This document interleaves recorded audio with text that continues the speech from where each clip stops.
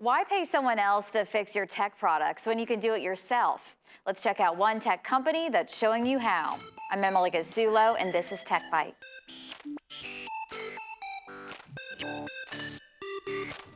If you need to repair your phone, computer, or other tech, iFixit can help. We are the largest online repository of service part information for power tools, anything from a ditch witch to a power drill.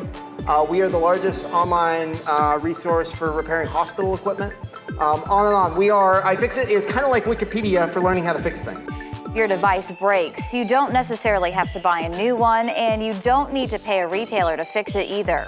This website, ifixit.com, gives you the resources to repair most gadgets yourself. The way that iFixit works is you Google, how do I fix my iPhone, how do I fix my toothbrush? iFixit comes up with useful information. It's free, there's no ads, and probably 98% of the people who use iFixit never pay us a dime.